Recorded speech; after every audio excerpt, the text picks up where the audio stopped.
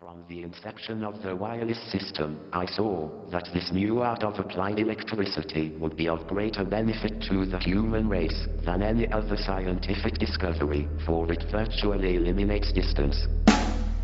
The majority of the ills from which humanity suffers are due to the immense extent of the terrestrial globe, and the inability of individuals and nations to come into close contact. Wireless will achieve the closer contact through transmission of intelligence, transport of our bodies, and materials and conveyance of energy. When wireless is perfectly applied, the whole Earth will be converted into a huge brain, which in fact it is. All things being particles of a real and rhythmic whole, we shall be able to communicate with one another instantly, irrespective of distance.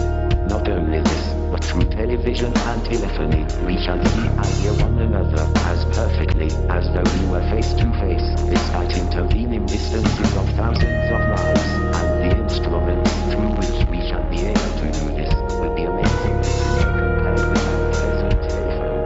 A man will be able to carry one in his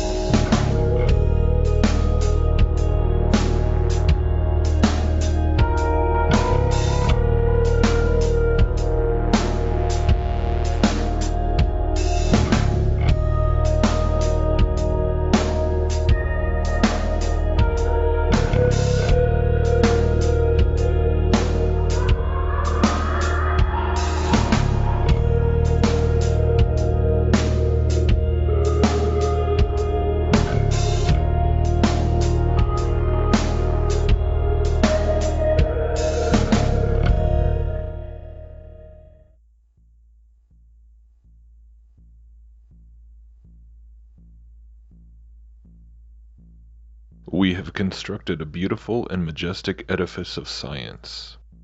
Its fine-laced linguistic constructions soar high into the sky.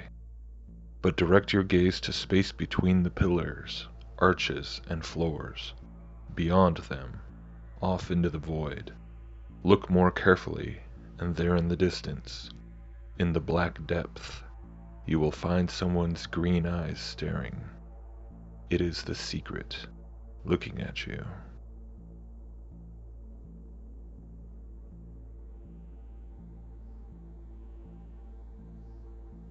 That's a pretty interesting little quote there, isn't it?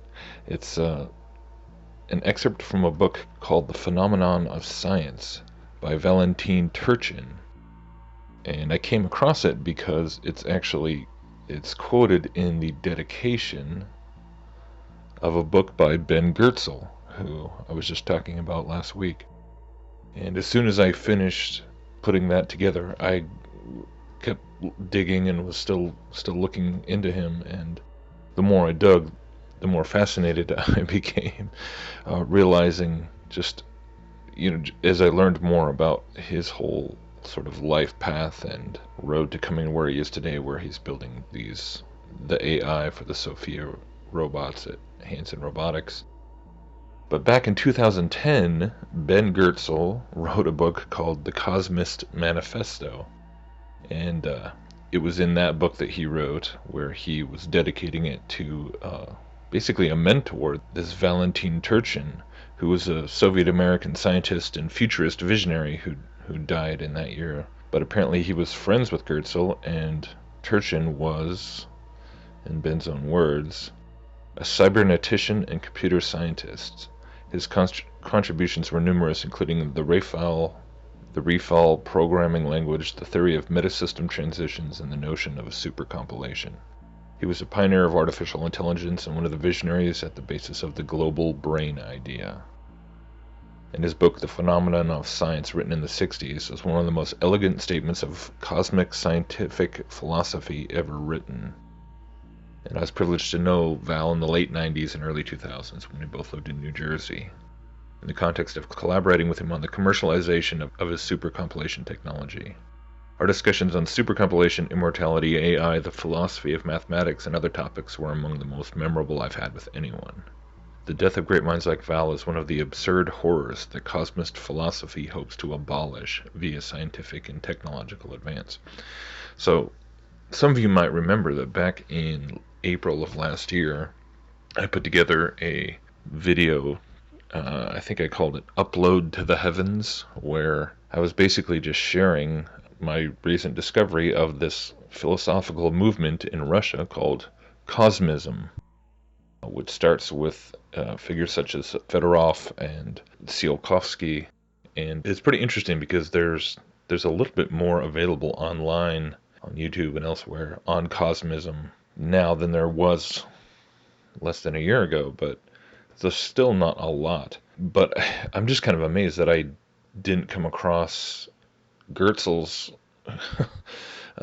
affiliation with Cosmism at the time, or maybe I did. And I've kind of known about Ben Goertzel for a while now, with looking into Sophia and Hanson Robotics and all that. But it wasn't until last week that I really realized how involved with transhumanism, on a philosophical level, that he has been for such a long time before getting involved with Hanson Robotics. Obviously, he's a true believer in my mind, in terms of the metaphysical aspects and the transhumanist sort of dream. And I was kind of blown away when I realized that he just flat out, I presumably through his was introduced. I would guess that he was introduced to Cosmism through his friendship with this Valentin. I keep forgetting his last name. Turchin, who was he was a former Soviet American. So obviously, this guy was very influential on his views on all these things. But pretty amazing. And yeah, definitely when I first encountered Cosmism, I was blown away because of how it just very blatantly linked this whole idea of wanting to explore space, explore the cosmos, colonize the solar system, and all this, with sort of a transcendental mysticism, because that's where it started. Was before anyone was even seriously trying to launch rockets or anything, it was a philosophy and a mystical philosophy started by Fedorov and then continued on by who was basically a student of his with Tsiolkovsky. Tsiolkovsky is an interesting guy too, and in the last, I don't know, month or two, a friend of mine came across this interview with George Young, who is an American scholar who's sort of an expert on Soviet, philosophical movements and writings that I think not even a lot of Russian people are not terribly familiar with, but he knows all about. But this guy, he does this interview with this young Russian guy, and they're talking about Cosmism as a philosophy and a movement. And at one point, he actually talks about how Tsiolkovsky, who's basically considered the father of the Russian space program, the guy who basically single-handedly managed to come up with the formulas for the rocket propulsion formulas for basically supposedly they used decades later, just in his own apartment, and had a little workshop with like wooden models of rockets. But it's one of those amazing, like, oh, he was such a genius, right? But turns out Tsiolkovsky was actually heavily into theosophy. Surprise, surprise.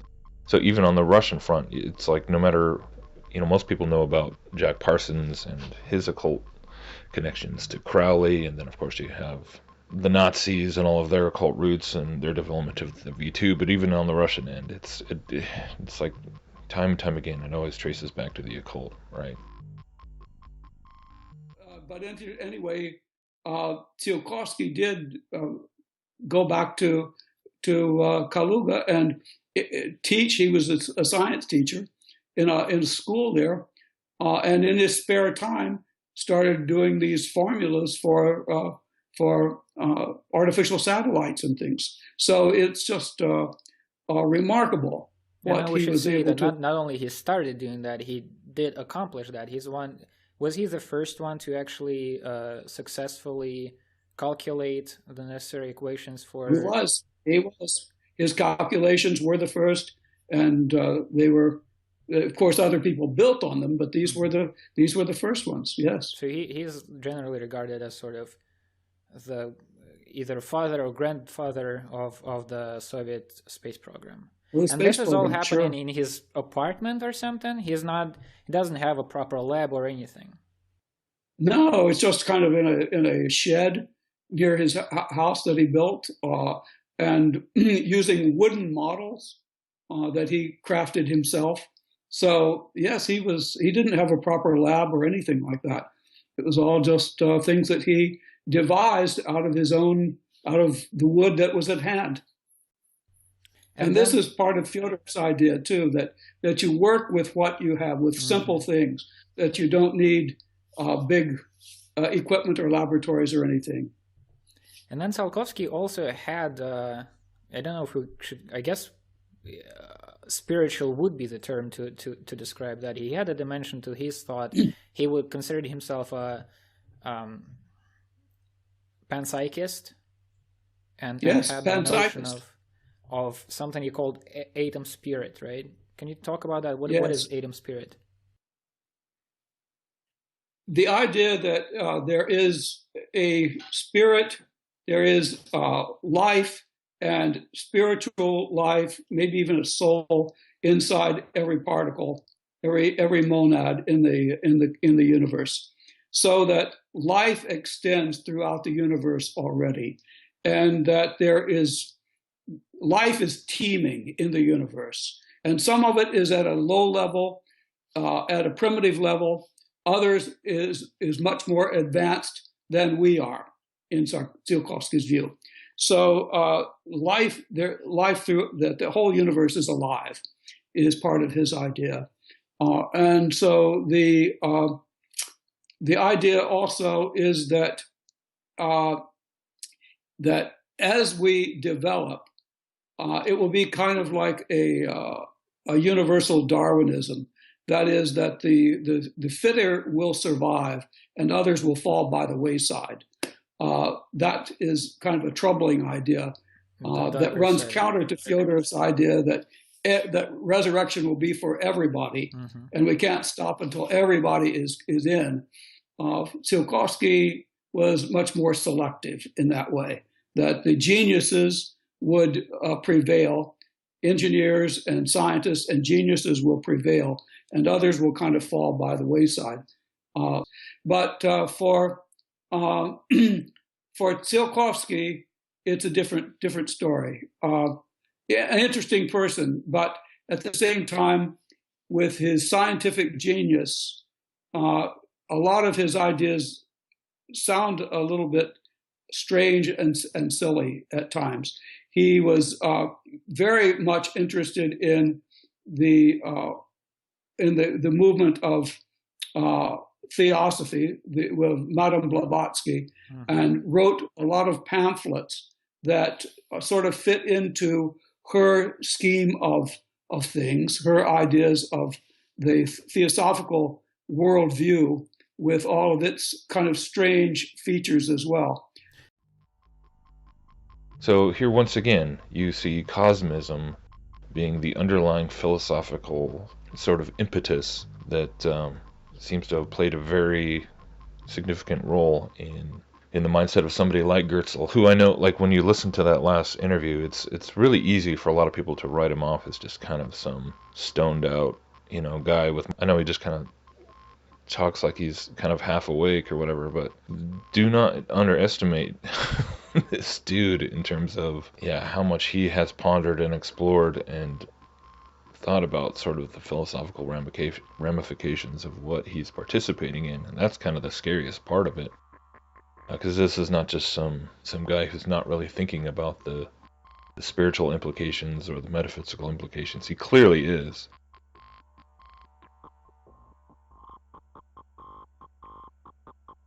But anyways, Goertzel has apparently actually written a number of books in the last however many years on topics such as the structure of intelligence, the involving mind, chaotic logic, from complexity to creativity, Linus Pauling, A Life in Science and Politics, Creating Internet Intelligence, The Path to Post-Humanity, The Hidden Pattern, Probabilistic Logic Networks, Echoes of the Great Farewell, Edge of the Bleeding Abyss, and the edited volumes Mind in Time, Artificial General Intelligence, Advances in Artificial General Intelligence, Artificial General Intelligence 2008. So, yeah, this is a big thing with Goertzel is instead of just AI, the term AI or artificial intelligence, he talks a lot about artificial general intelligence, which is a more specific description of kind of what they're trying to build.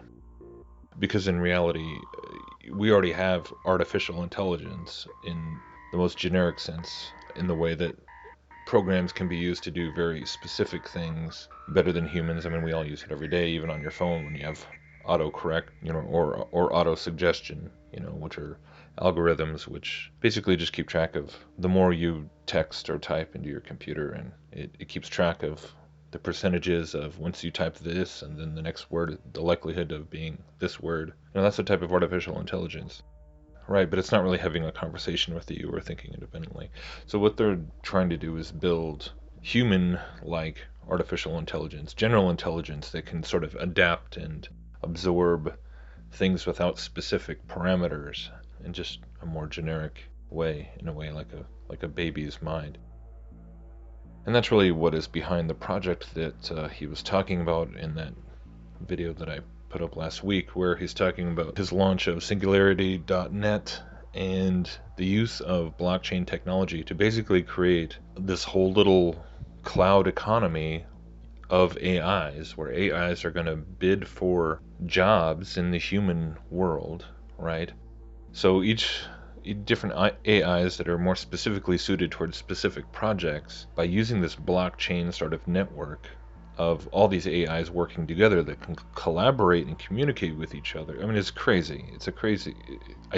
But I kind of see why they're taking that approach, in terms of, rather than trying to create, because now we've created all these different programs that can do very specific things very well, whether it's like reading or interpreting human-made things, or pictures, or translating, or you name it. But there's no one program that can do everything perfectly. But if they can kind of contract with the other, or subcontract out work, it's crazy, but this actually seems like a rather viable way of getting AI to work like a big brain, where there's different sort of parts, different nodes that are capable of doing different things, and sort of letting the marketplace dictate which ones do better and for cheaper and more efficient. And yeah, it's crazy what they're talking about with this Singularity.net. It really could it really theoretically could burst into like a big Skynet type of thing, to where it's not just one AI, but it's a whole, it's like a society of AIs. But talk about another crazy confirmation of this whole idea of, the occult roots of scientism, right? And literally and how beliefs matter. To me, this kind of touches back to the whole ongoing debate over, why do we talk about cosmology? Why do we talk about all these abstract things? And why do people act like they're so important?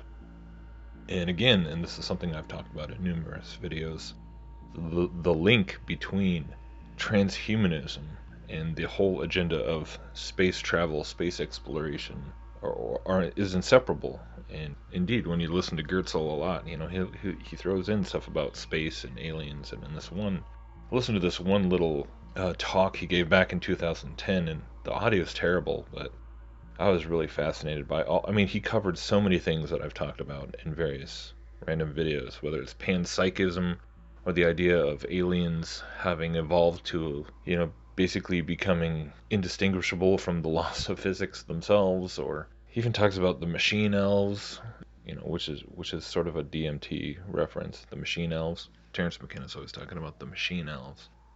And just so much more. I can't even remember all the stuff, but it's just like like on down the line of like practically everything I've touched upon in various fringy videos, that he's all into it, man. And speaking of which, I mean, this is crazy too. I came across in 2010, he wrote this proposal. He had this program for, like, one of his approaches, one of the architectures that he was proposing to try and achieve artificial intelligence, or AGI, I suppose, more specifically. He actually named it Golem. And here's the thing: Golem is supposed to stand for goal-oriented learning meta-architecture. So it's like, even as an acronym, it doesn't even work. But he just apparently really wanted to use the word golem, so he forced it. And yeah, that was, apparently now he's not, like Sophia, from what I can understand, it's not built using the golem architecture, but it's a slightly different one. So I don't think he's abandoned this altogether, but just the fact that he picked that name is like astounding. If you know anything about what the golem is, or, I know Gon's talked about it in Age of Deceit 2, Alchemy and the Rise of the Beast Image.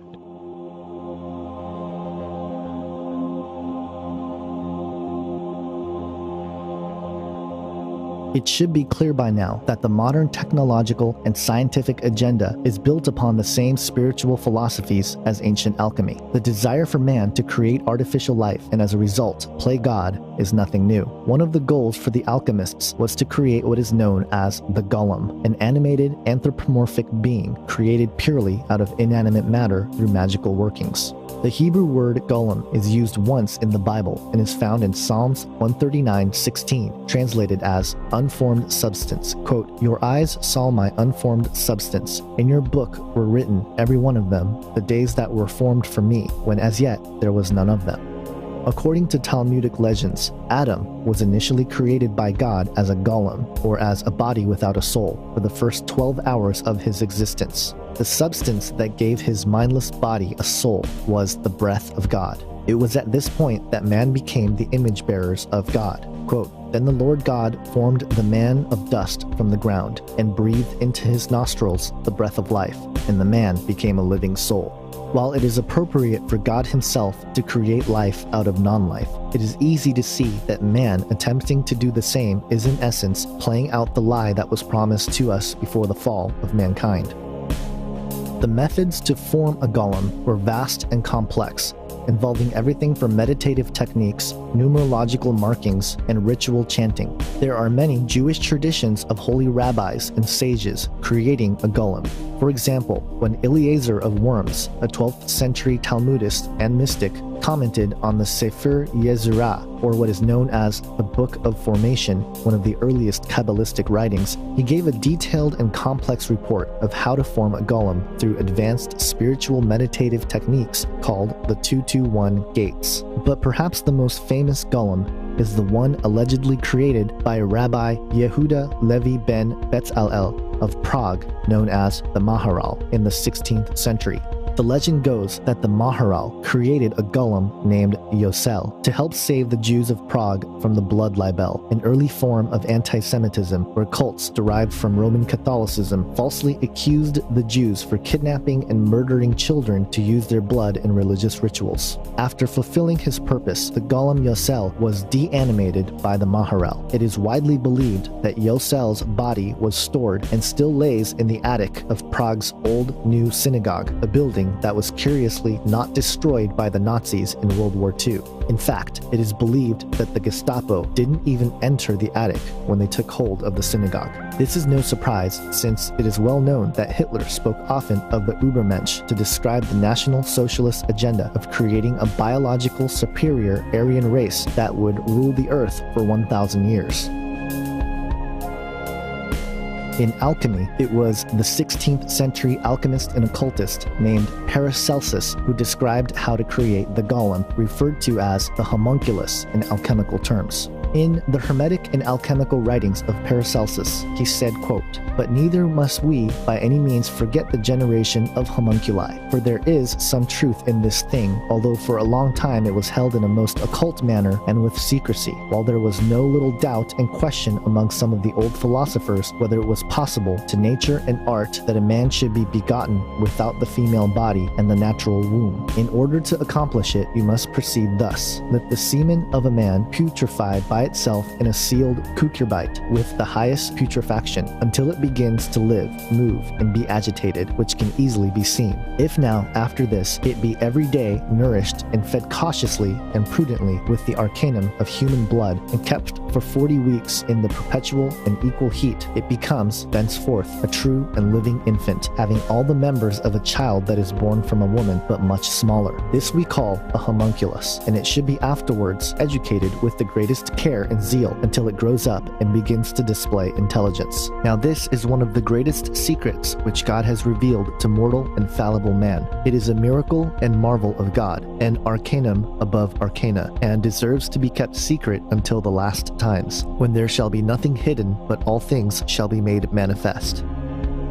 In more recent times, it was the pioneer rocket fuel scientist and occultist Jack Parsons and the founder of Scientology, L. Ron Hubbard, who performed magical ceremonies and rituals called Babylon working, carrying on the work done by occultist Aleister Crowley, who called himself the Great Beast 666. Parsons and Hubbard claimed to make contact with the spiritual realm to unleash an entity of a divine female named Babylon. But perhaps the most interesting part of all the rituals performed by Parsons and Hubbard was that of what is called the mannequin. The accounts of the mannequin begins with a huge steel container codenamed Jumbo that accompanied the first atomic bomb explosion on the Trinity site in New Mexico on July 16, 1945. The Brookings Institute released a short explanation of Jumbo in February of 2013, which stated, quote, "As preparations for the first nuclear weapons test, General Leslie Groves, the head of the Manhattan Project, began to worry about what would happen if the test was a failure. With a very limited supply of plutonium then available, a failure could scatter tens of millions of dollars of the precious element across the New Mexico desert.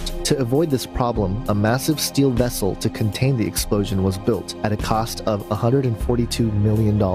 Nicknamed Jumbo, the container weighed 214 tons, was 25 feet long, 12 feet wide, and had walls 14 inches thick. According to occult investigators and conspiracy theorists James Shelby Downard and William N. Grimstead, Jumbo contained within it what Aleister Crowley had called the mannequin, an inanimate body which was inundated with nuclear energy, thus producing a real homunculus, or golem. Regardless of whether or not the stories of these occult practices to produce soulless life forms are true or not, it doesn't make much difference with what we are facing on the horizon. What we will come to discover is that Satan's grand agenda is to produce his own golem or homunculi out of the human race, so that we might abandon the image of God in exchange for the image of the beast.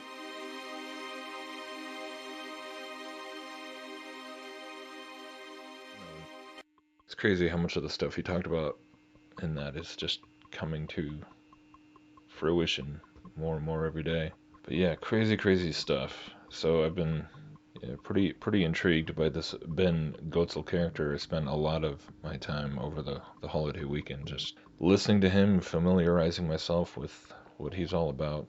And him and the other guy I've been listening to more is Quinn Michaels, who I think I'm going to have to do a separate video talking about him and all the weirdness that he's into, because I think it's something that is going to be talked about more and more. I know people have very strong opinions about him as a guy, and then Jason Goodman, who's been doing the interviews with him. So I'm really not trying. For me, it's more about the narrative that's being put forth through him, rather than whether he's making it up or lying or whatever. Because to me, that's not even really the point. The same thing with Goertzel.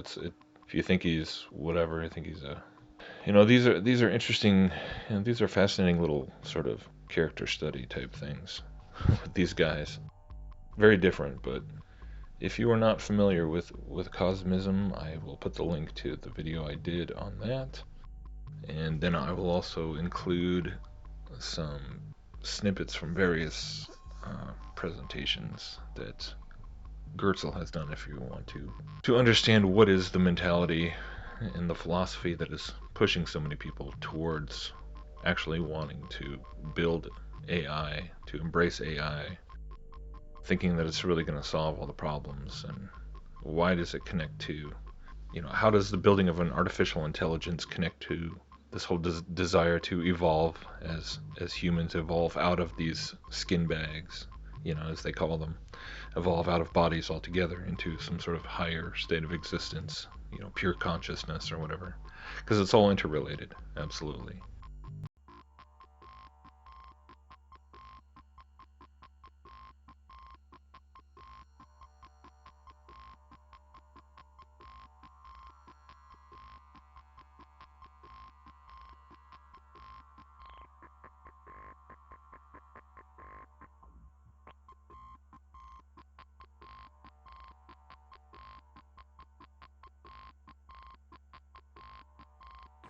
Часть из них это письма к нему, и это материалы для книги «Философия общего дела». The common task. That was what he called the search for eternal life through science. Gosh, I can't read it. But I think I can read that. About universal Voskresenia, that's resurrection. Too hard for me. My friend Teresa did rather better. This line, which separates the two parts of the drawing, seems to say the transition from blindness and lack of ability to be in charge of your own destiny to self-direction, self-regulation, and self-government. And when you cross that line, then you're in the ideal world where you have the resurrection of everybody, the unification of worlds.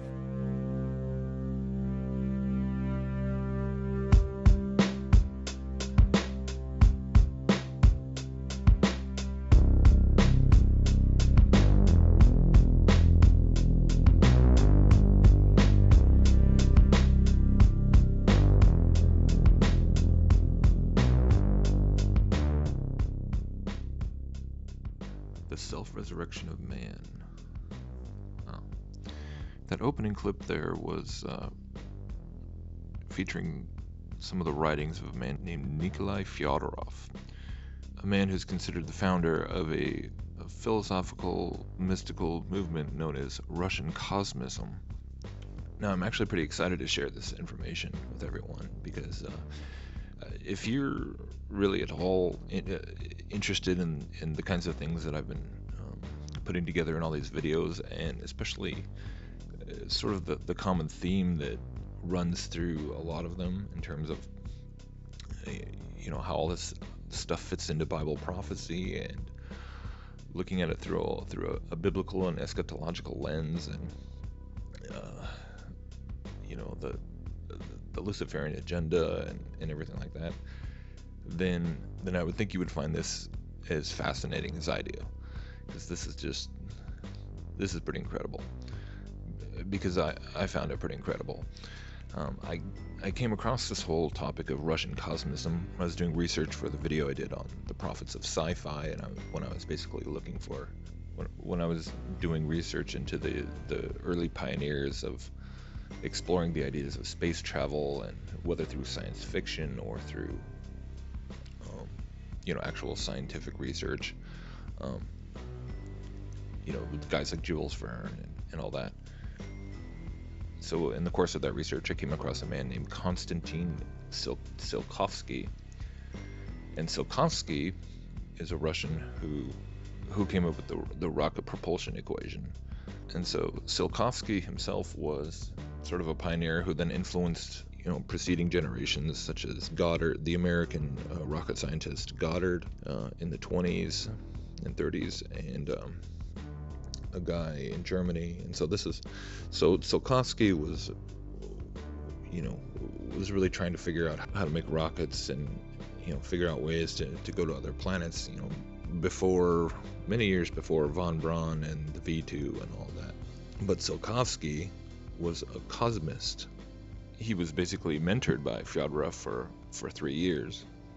And so this whole topic of Russian cosmism and modern cosmism is just amazing, and how it is just a perfect vehicle to look at this whole same thread of how Big Bang cosmology, the whole why question, the question as to why the powers that be, or ultimately why Satan would go to all this effort into faking an entire cosmological system, faking a whole space race and everything else.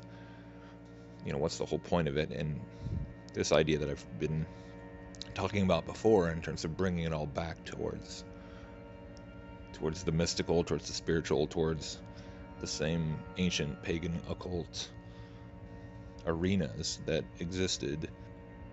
originally existed in Babylon. And that's the whole idea of bringing it back around full circle. But this is just amazing, because it shows how essentially the entire Russian space program, and even really all the other ones that preceded, actually all trace back to because in a pretty profound way, it really affirms, I think, what I've been concluding already, in terms of this relationship between, you know, a seemingly materialistic agenda and the deeper spiritual agenda behind it. And through this lens of cosmism, you can completely see this relationship, because that's actually where it began. So I actually found this BBC documentary recently called "Knocking on Heaven's Door," which just explores the entire topic of Russian cosmism and the history of the main figures behind it, and then goes all the way through the Russian space program and Yuri Gagarin. And I'll leave the link below. It's a fascinating documentary, but I'm just going to show you some of some clips from it that I thought were most intriguing, and then I'll speak a little bit more on the other side of this. All right.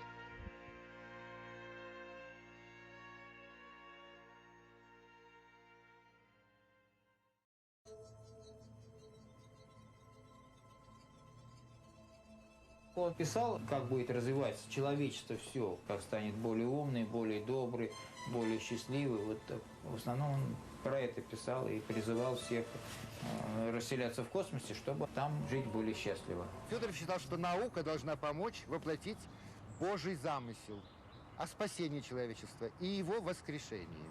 Христос говорил: то, что я сотворил, и вы сотворите, и больше того сотворите. А что творил Христос? Он воскрешал. То есть, если понять это буквально, то вот что нам Христос и завещал. Не ждать как мистического события воскрешения, а самим пойти навстречу Бога, исследовать проблему борьба со смертью, бессмертие, воскрешение. Космос – это только инструмент, это цветочки, это как бы мелочь. Существенно она поражает его пророческой состоятельностью. In the optimistic aftermath of Gagarin's flight, building accelerated on a new town in the Siberian forest. It's called Akademgorodok. Artyom was taking me to Izrika, a research institute where the DNA of Tsiolkovsky and Fyodorov has survived everything. Do you know much about Izrika itself? I know what my mom's been doing. What's that? She's been trying to figure out ways of distant communicating between human mind and other cosmic consciousnesses in the universe. Their theory is that objects give out information about themselves. They've placed one inside what they call the transmission zone. And there is the receiver. Ориентироваться в этом еще. Знаешь ли ты, где ты был, Антон, сегодня? Да. Рассматриваю, как Луну держу, как глобус в руках, я рассматриваю ее, поворачиваю, могу рассмотреть, приблизить, отдалить. Такое вот ощущение. Ты знал, что тебе предстоит? Какая задача сегодня? Нет. Антон, ты сегодня был вот по этому адресу. Вот эта фотография у нас была в зоне трансляции информации. Вы много раз сегодня ее увидите в работе, эту зону. Но в данном случае ты прав. They call the chamber that Anton sat in a Kozyrov mirror, named after an astrophysicist who spent 11 years in the Gulag. Cut off from other scientists, he developed his own unorthodox theories. One was that all cosmic matter is ceaselessly communicating with itself.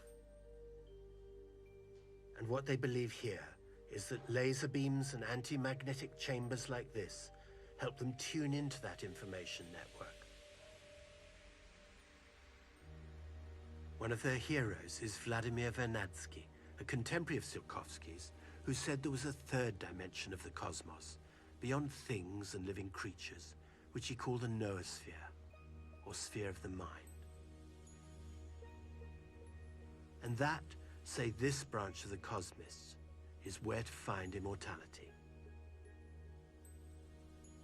The man I needed to see was Alexander's partner, Vlail Kaznechev, the current guru of cosmism. He's now in his 80s and too frail to come to the laboratory, but he welcomed us into his house and began to explain how Cosmism had evolved.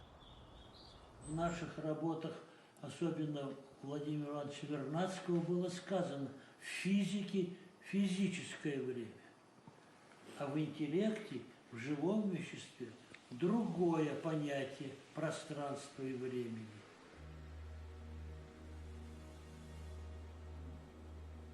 В наших работах в Институте космической антропоэкологии пытаемся понять, как человеческий интеллект связан с полями космическими.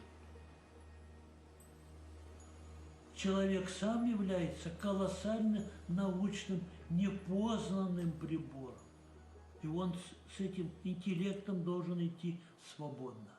Просто не войти. Отмычка не сработает, не скроешь это пространство. Нужно подготовить свое сердце, свою душу, научиться запечатлевать. И так было бы с чем туда входить. Заинтересовать пространство в себе, в своей личности. Это по Федорову формула, да? И тогда это получится. Taisia, with years of practice and faith, had much better results. She showed me the record she kept of the images that had flooded into her head inside the mirror. Задача-то здесь стоит в том, чтобы научиться с помощью какой-то, разработать метод или способы, в котором человек бы научился управлять своим сознанием для того, чтобы это сознание могло двигаться в различном направлении, в том числе попытаться вступить вот как раз с космическим интеллектом, с космофизической средой. I'm beginning to get the idea. We're talking close encounters here.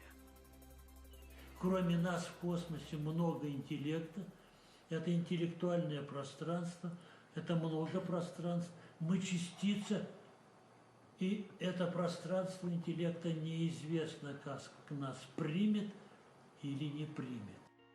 And so essentially we can see that Cosmism is really just another packaging of the same New Age mysticism that we see in so many other places. And it just perfectly serves to highlight the relationship between the evolutionary dream of space travel and transhumanism.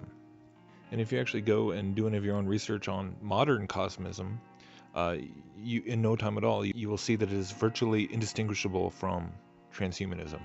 And this makes perfect sense because really the whole undeniable conclusion reached by those who are super serious about space travel and conquering the universe and colonizing it is the realization that in our present human form, it's impossible.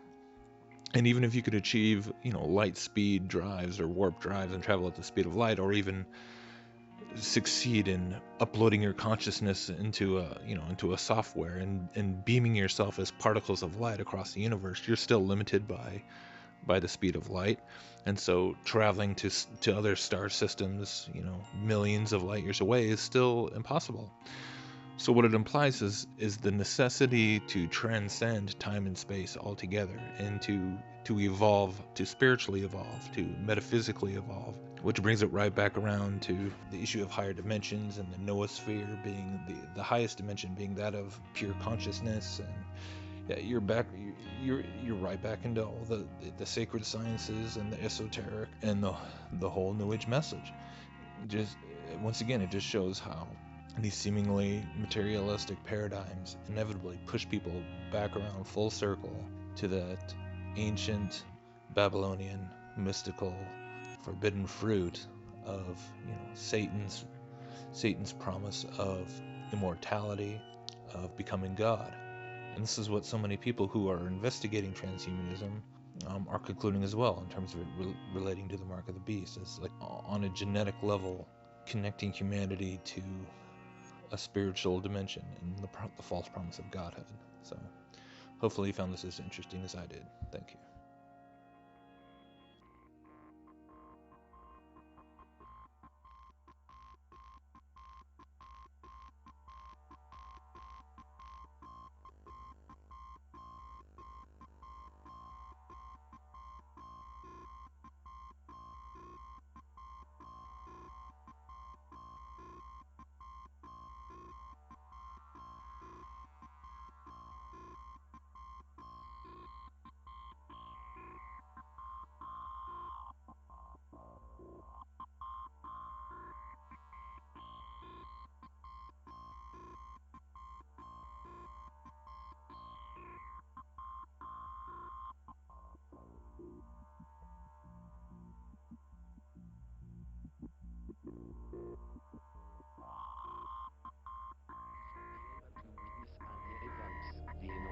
election of a president, the playing of a World Series game, the havoc of an earthquake or the terror of a battle, just as though you were present.